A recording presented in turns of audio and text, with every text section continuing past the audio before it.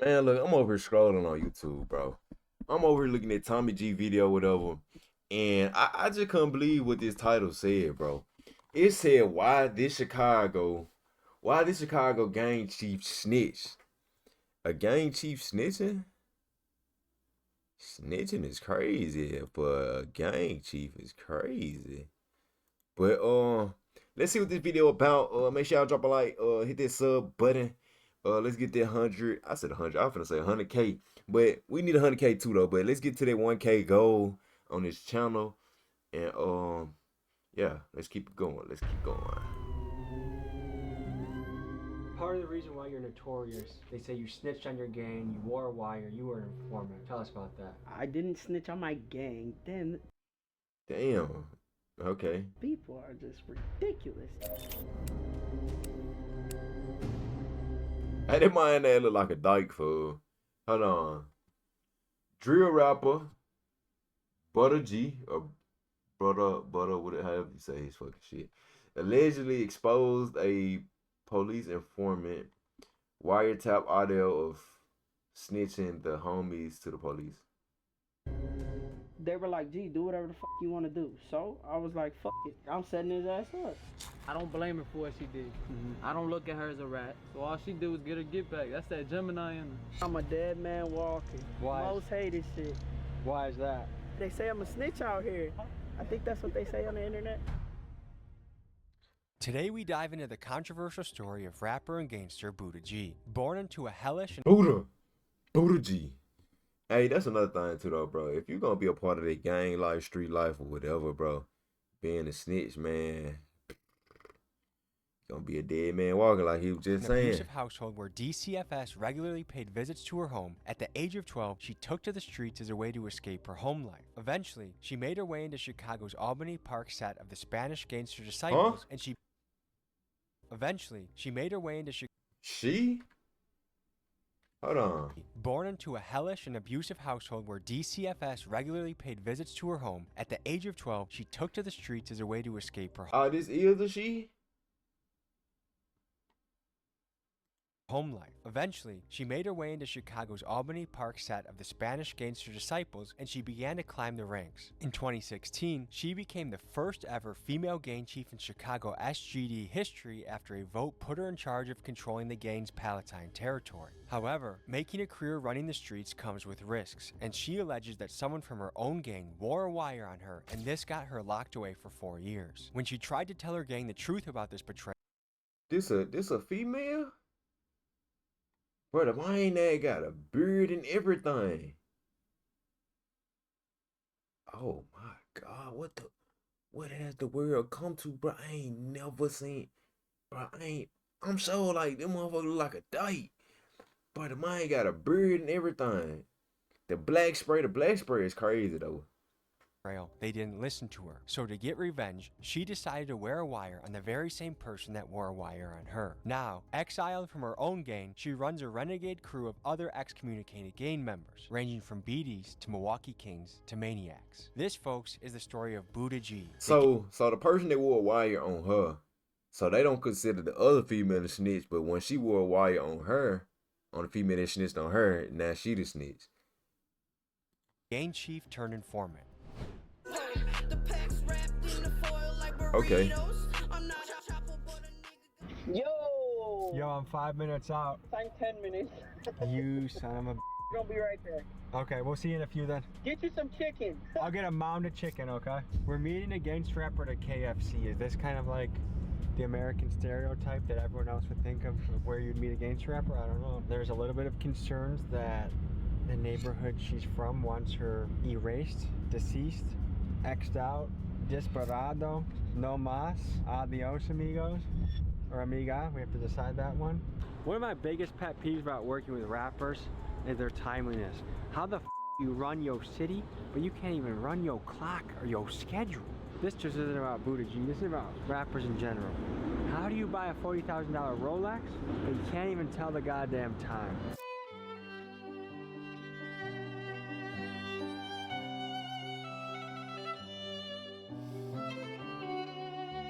It's odd to have this shit be. Motherfucker don't never want to be on time.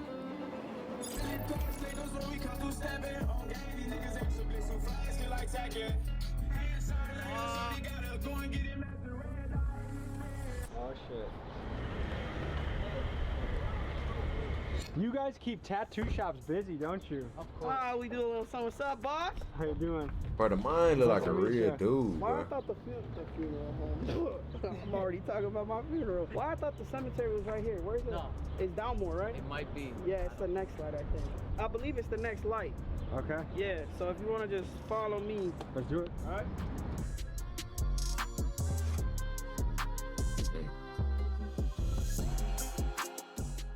Stop Of that. all places we could have met, why are you in a cemetery right Because now? I'm a dead man walking. Why is that?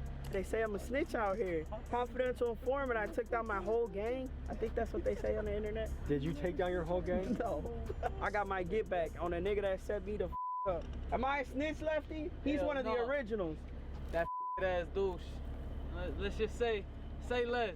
But Drake, y'all some lame ass Bunch of bitch. facts. You're the first street guy that I've heard use the word douche before, and I like He that. like douche. Oh yeah, bro, cause you gotta. I'm half Puerto Rican, half white. You gotta use some hood in it. Yeah. And you just got out of prison?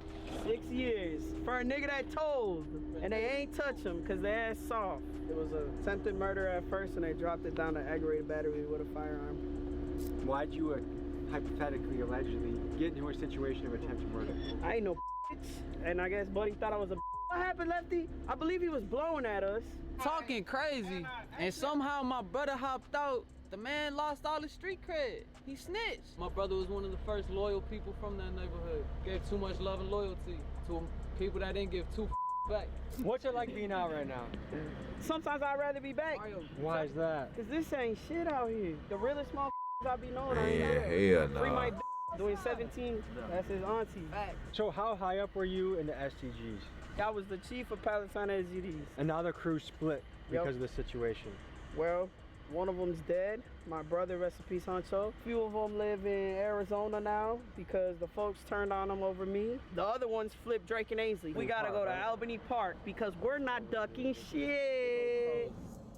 For like, we're not ducking shit. Why the fuck go blast y'all like keep playing with the fuck? It's gotta be quick because it's hot right here. The reason why I brought y'all to just anybody's neighborhood is because clearly I'm not ducking shit and I'll go wherever the I want and I don't care. It is what the it is. Strategically, is this a stupid move? Very Why do it then? flexing. But maybe we flex in another location that doesn't We're gonna involve- go in my neighborhood now. You're in active transition. Yes, When did you start that?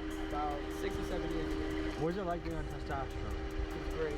Tell me That's why I about flex so hard. I'm not your average I can beat niggas up, so I guess it's working. And I'm trying to all the time, and I got more energy, you know what I'm saying? My bigger than his. Like, I got more energy. Bruh, like this female really did transform herself to a dude taking testosterone. You know what I'm saying? Are you trying to get a surgery? Nah. You think you're the first trans gang leader? Yes. Spanish gangster disciples, sir. Okay, tell me about those folks. They some hoes.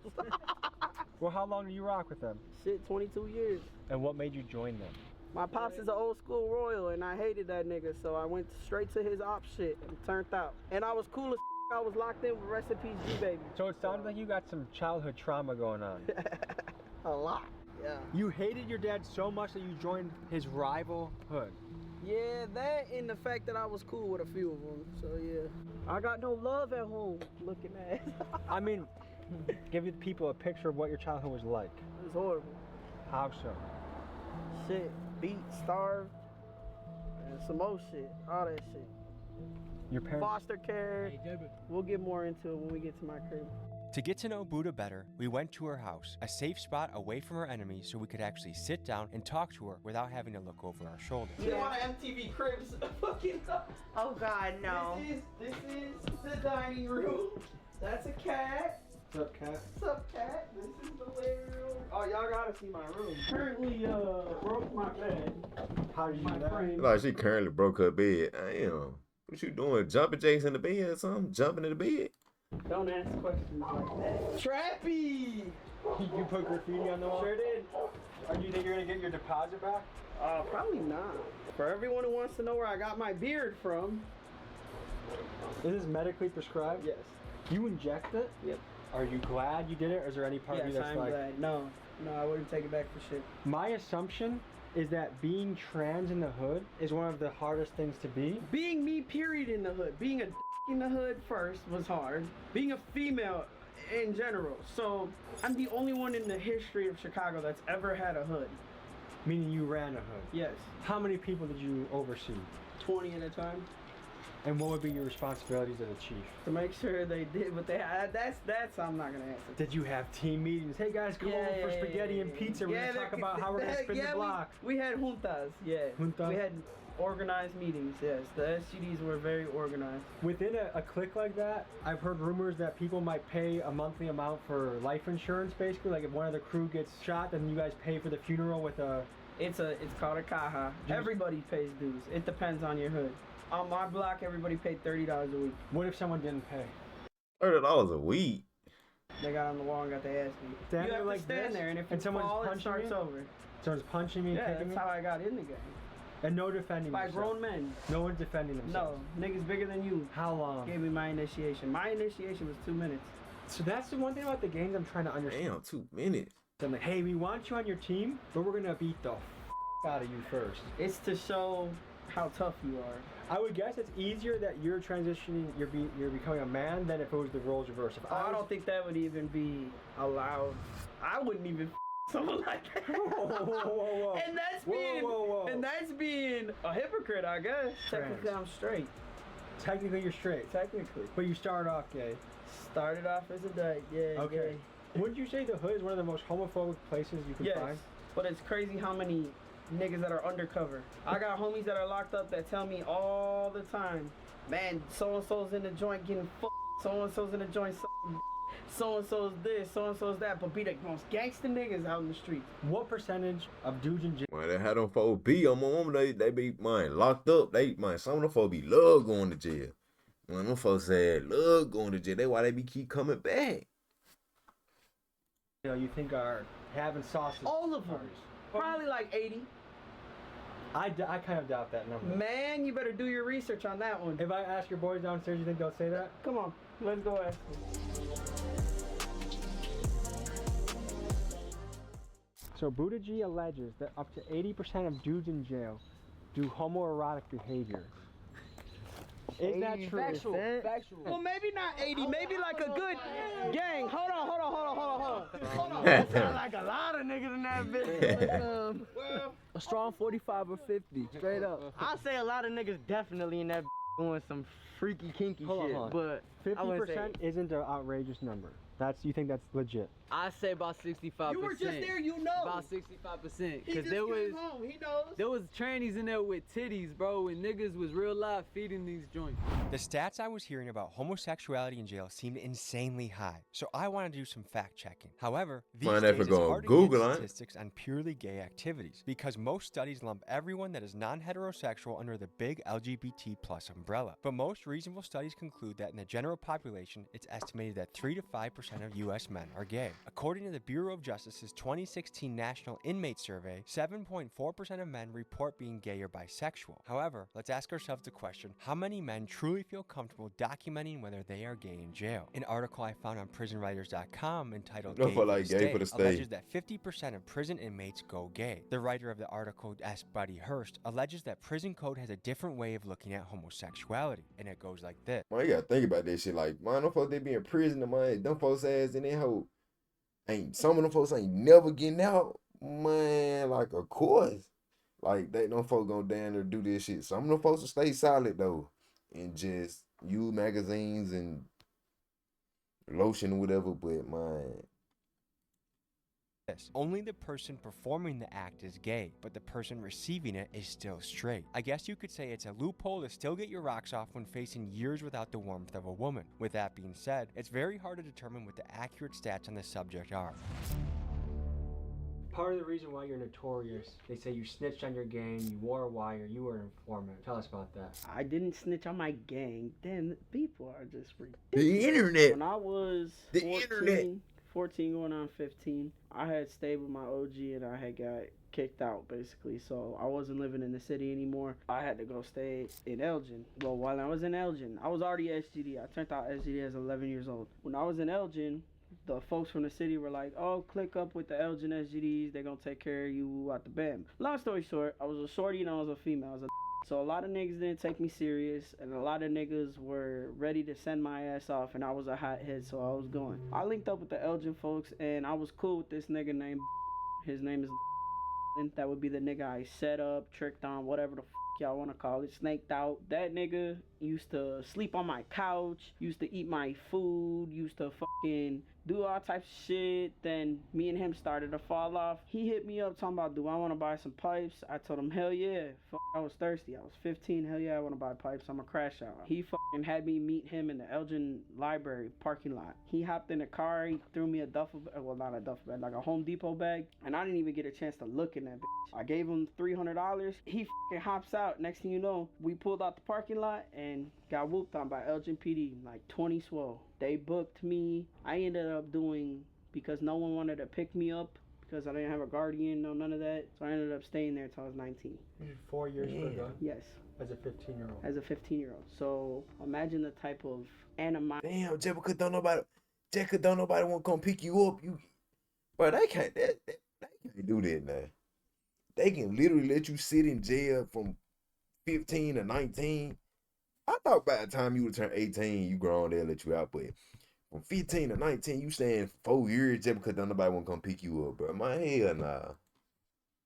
Animosity and hate and grudge I had towards this man. I thought, okay, I'm an SGD. When I get out, they're going to do something about it. Okay, so I got out at 19. I was back in the hood. I called a demo. The folks told me basically like this: either I could take an ass whooping for pointing a finger at a member like that without paperwork, or I could shut the fuck up and just deal with it type shit, because it's his word against mine. So because I was a female and a shorty at the time, they said basically fuck me. So I stopped fucking with Elgin altogether, started doing my own thing. I ended up getting locked up again for unlawful communication of a witness. I went away again to the joint at 22. I came home at 24. When I came home from the joint, they had closed the original hood I was from. So they basically told me this: either you transfer out or you take your outs, basically get your ass beat out, whatever the fuck. They were like, you could either go to Drake and Ainsley or you could go to fucking Palatine where your little brothers are at. So I said fuck it. I went to Palatine. They made me second seat. And the nigga that had first seat, which is my victim on my case, so I started picking the shorties up. At the time, I worked for a cleaning company. I used to give them little jobs, side jobs. They were working. They were putting money in their pocket. They weren't getting locked the fuck up. It came to a point where they voted Smiley, the nigga that had it for P-Town, they voted him out and voted me in as their chief. Local members did this. Yeah. At 28, going on 29 years old, I hadn't caught another felony for some years. So I was trying to work on like getting it expunged type shit. I had met with an attorney on a few different occasions out of Rolling Meadows. Long story short, he said, hey, come in, I want you to sign some papers. So I went, Kool-Aid was with me. We went to the office. Kool-Aid was with me. You want to look over your old cases? So I was like, oh yeah, cool. So he gets to showing me all types of shit. So I'm looking at everything and I came across... I ain't gonna lie, I can't get over this damn black spray food. Like, that's all you see, bro. Like, the shit don't blend in, bro.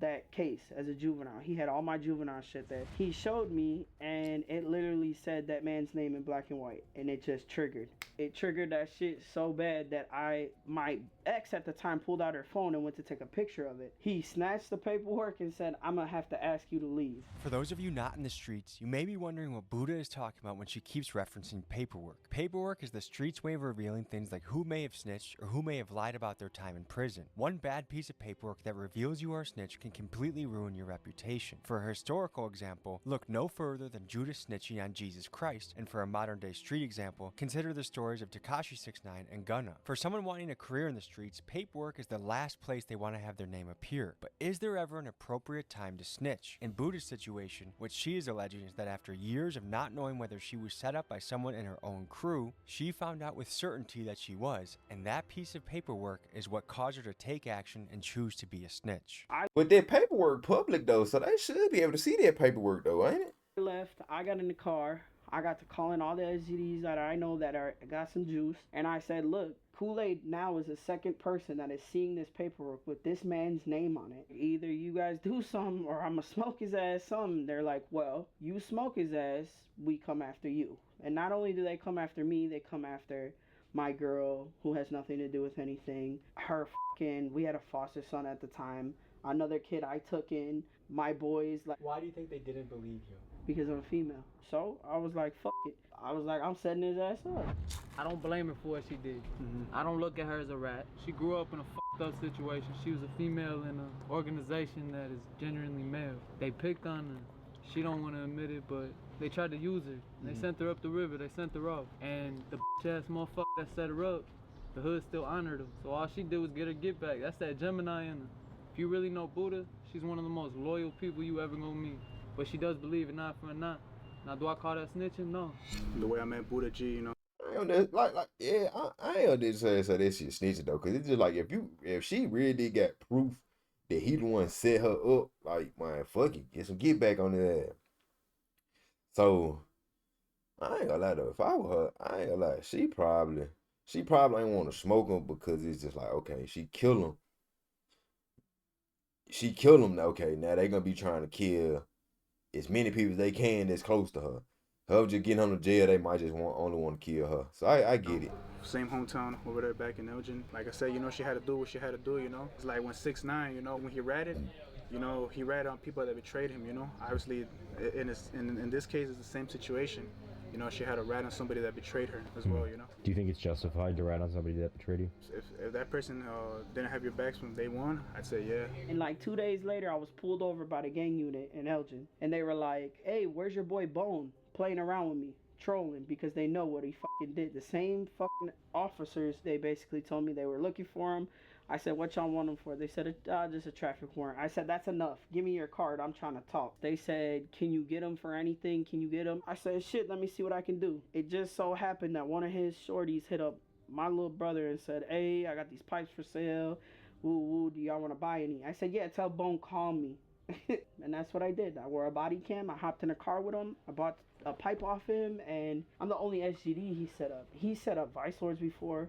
He set up foes. When he ended up getting his charge for this, he did no time. The state waived it. If you look public records, that man did absolutely no time for the shit that's all over the internet. So my life is fucked for me being spiteful, and he's fine. I wanted to be fair and get both sides of the story, so I had Buddha tell me who her ops were so I could message them on Facebook. I hit up 5 guys from the crew, but none of them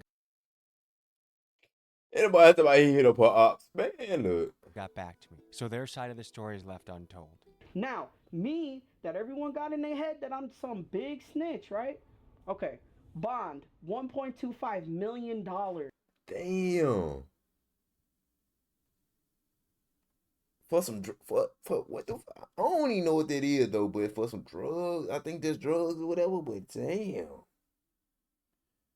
1.5 M's? 1.2? Mine. Did the state come and help me? No. The only reason I got it dropped down to aggravated battery with causing bodily harm with a deadly weapon, whatever the fuck, is because Smiley, my victim, was in Mexico and they couldn't get a hold of him. I wanted to explore how common snitching really is, and there's a variety of stats that you'll find on this. One study from the Innocence Project found that 11% of people convicted of a federal crime got a reduced sentence for providing substantial information. Another study by Northwestern School of Law found that in cases when a defendant was wrongfully sentenced to death, 46% of the time it was because of a false testimony of a jailhouse snitch. Now, it's easy for us to sit on the sidelines and claim that we ourselves would never snitch, but when faced with spending years of your life in a cage or facing the death penalty, it's easy to understand why people turn informant to save their own skin. So it goes to show, for a criminal organization, a code of silence is essential because even just one snitch is powerful enough to bring the whole group down. And if you want proof of this, you'll have to look no further than the RICO cases that brought down the Italian mobs in the 1980s and 90s. What makes you the leader? Because I don't be sending niggas off, gang. My niggas weren't getting locked up. My niggas were doing real life shit, making real money moves. They was getting to that bag. True leader is somebody that will get in front of you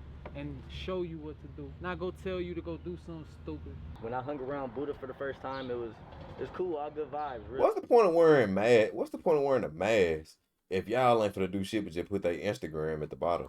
Genuine, you know? And a lot of conversations me and Buddha have had, like, you could tell she's realer than most niggas out here, for sure. Everybody that was under Buddha when she was chief of her hood and shit, everybody was, anything that Buddha had, they had, you feel me? That's what made Buddha a good leader. What's crazy is we grew up in a neighborhood damn near next to each other. She had a fucked up household, I had a fucked up household. And I was in a low predicament. I met her, and from there she took me in. She never switches. If she got it, you got it. I mean, shit. I grew up literally in trap houses. I grew up on the block. I grew up sleeping in gangways. Like, I had to fend for myself. I've been stabbed, I've been shot at. When I got shot, I got that fucked up left lung now. I can't breathe out of my left lung like that. So that's why it was a nickname Lefty as a child. And how old were you when you got shot? I was 15, about to be 16. That's young, dude. I was a kid. Got it marked across my back. I can never get rid of who I am. What are you? I'm a Maniac Land disciple from Rockland, Georgia. To be honest, my plan now is to grow better with my family. I got my girlfriend that I call my wife, my stepson's mom, man. That shit is crazy. Head shot at 15, but my motherfuckers getting shot earlier than that.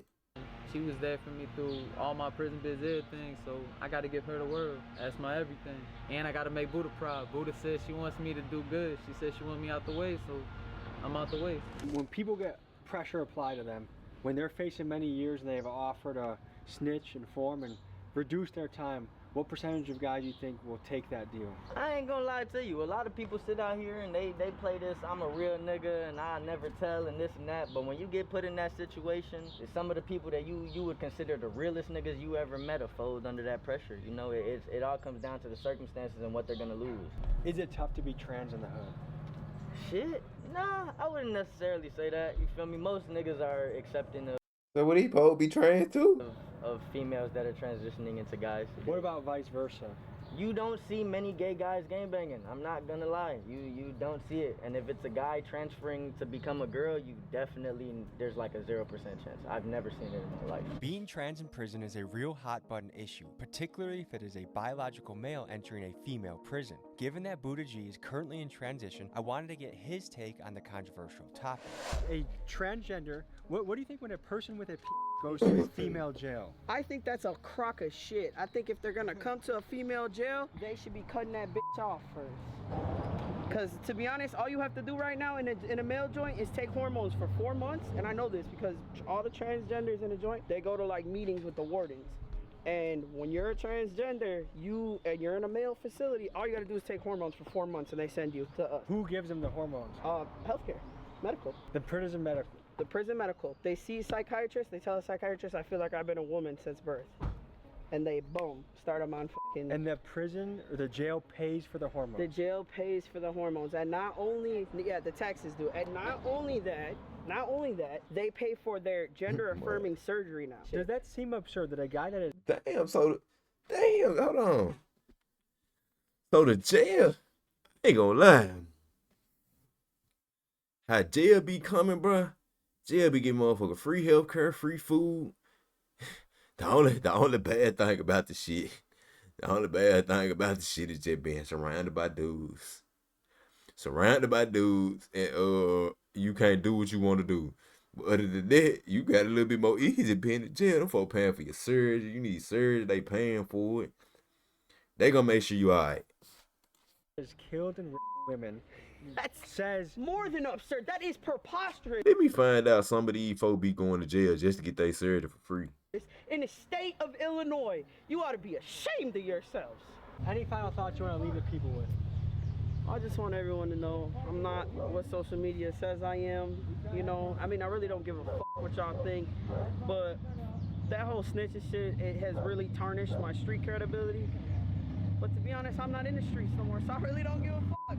If you guys are gonna keep talking on the internet and trolling me how you're gonna kill me, just do it already. Like, I'm not asking for death, but I mean, I'm tired of the unknown, like I told you. My impression of talking to your squad, talking to you, is that you take care of your people. I do. You're a good leader. You care about them. So I would say, let's try and get you that rapper money. Like, share, subscribe. It's been a pleasure meeting you. Sure, bro. I wish you the best on You're your journey. welcome here anytime. You know, I'm not going to tell you where here is, but you could come to Casey's and get you some. So he can shoot the rest of the music video that he's working on. Video coming soon. Illusionary Film. Yes. Best cameraman out there. Me. Hey, shout out Illusionary Films for the connection, and also shout out his uncle. All right. Shout out Uncle Joe. Hey, real honkies for life. Peace. Shit on Uncle Joe, you know? Yeah, though, I ain't gonna lie, though. You can kind of say this like the same situation as like, Det and 6ix9ine. Cause 6ix9ine ain't snitch on like nobody that wasn't loyal to him. So all his homeboys, like, they were messing out with his girl. They was doing this. They were doing shit to him, robbing him, shit like that. Okay. But I ain't gonna lie though. Like, once you sign up for this street life, it is like, okay. Even if all this shit is going on, like, bro, you ain't supposed to be snitching, bro. You know what I'm saying? Then it's just like, bro, if that's what your life when you was like 16, 15, 14, 13, and you ain't start that gang shit at a young age, wait till you get famous to do this shit, man, of course these folks gonna be using you for money or whatever. But back to the female or the trans, whatever. I ain't gonna necessarily just say she a snitch though, but I'm trying to see how she get a $1.2 million bond, but the other dude just got a slap on the wrist though. It's kind of odd to me. But I don't know. You'll really never know. She'll probably never tell the real story, like the whole. I ain't gonna say that ain't the real story, but the whole story. But I mean, it is what it is. Ain't too much for me to say. I mean, I wish the best for her. Hope she stay out the way, make her a bag, keep doing that rap shit. And man, make sure y'all drop a like, drop a sub, do what it do. I'm see y'all guys in the next video. Peace.